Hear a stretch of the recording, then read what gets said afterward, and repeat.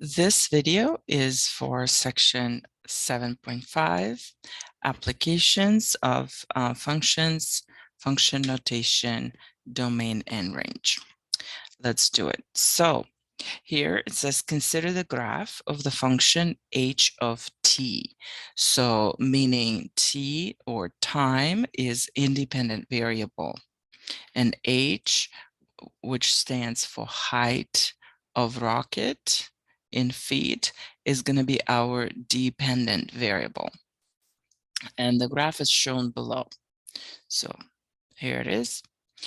What is the input variable? As we already mentioned, whatever's in parentheses here, that's our input variable. And you can also find it on the x-axis here, labeled time. So input variable is t, that stands for time. The unit of units of input, it says here seconds. Output variable, h, which stands for height.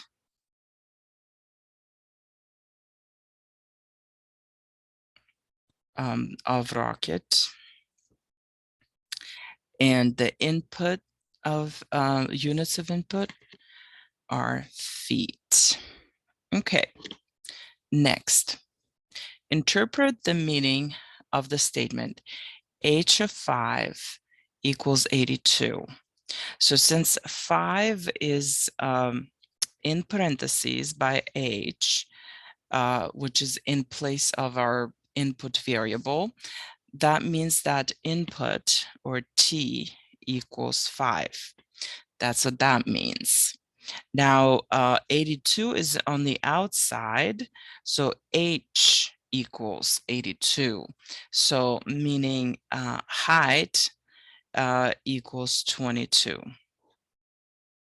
So height of rocket, I'm not going to write it, equals 82 feet. That's what that means. And time is denoted in seconds. So so this means that when after 5 seconds of the start of the rocket, its height is 82 feet above the ground, or it doesn't say. Let's say above the ground.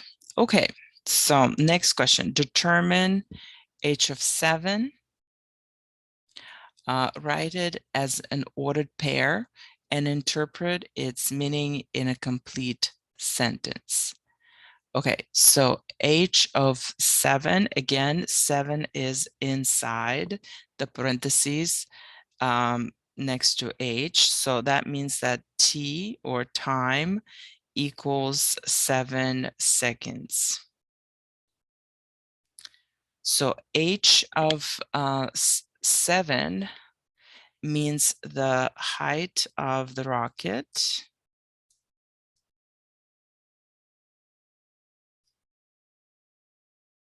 Height of rocket after, 7 seconds after, 7 seconds after lunch.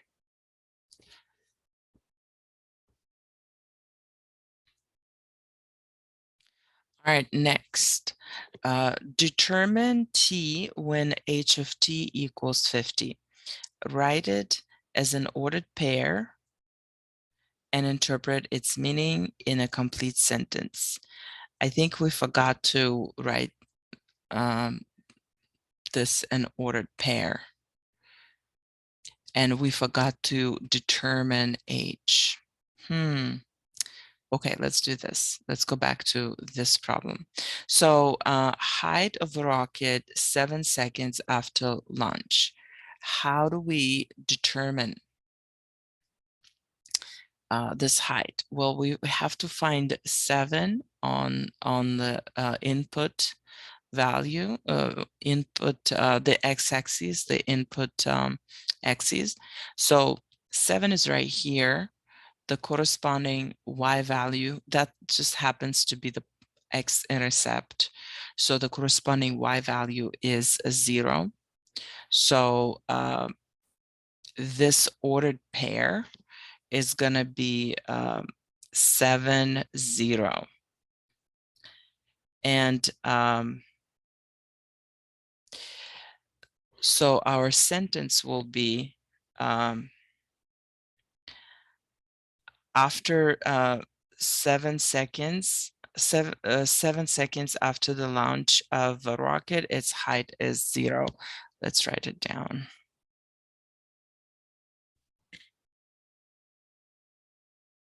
All right, so here it is. 7 seconds after launch, the rocket's height is 0 feet above the ground. What that means is that it landed, okay? So let's continue. Determine t when h of t is 50.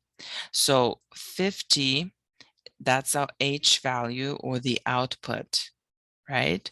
So the output, the y value, is 50 feet. And they want us to find the input value.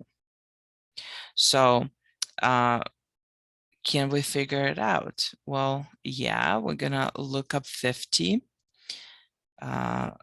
It's right here on the output value, right on the vertical axis. All right, 50, look across to see where the graph is and drop down to see what the corresponding x value is, or t value rather, and it's 1.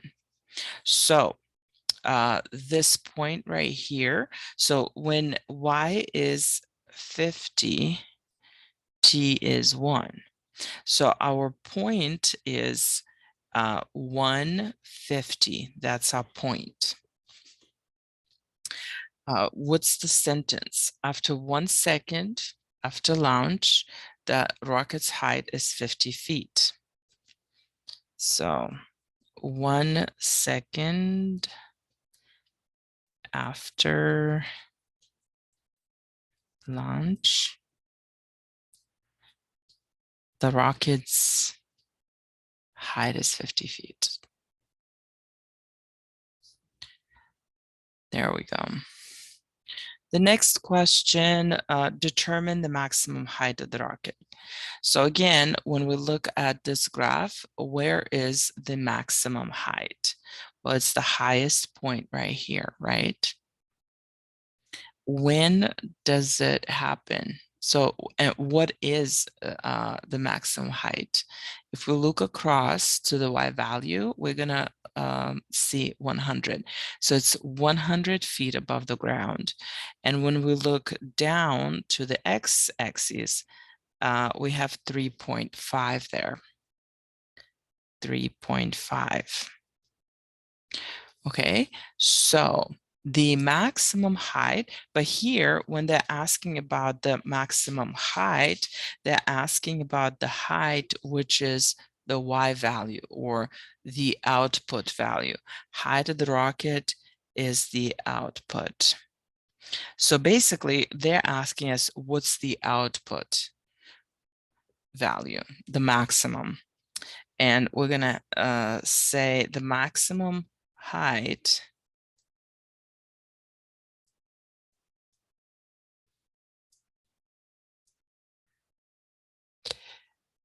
of the rocket is 100 feet.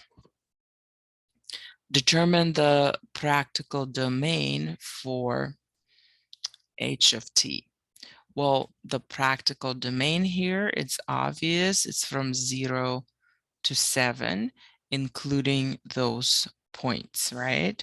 So 0 to 7 is a practical domain. Determine the practical range.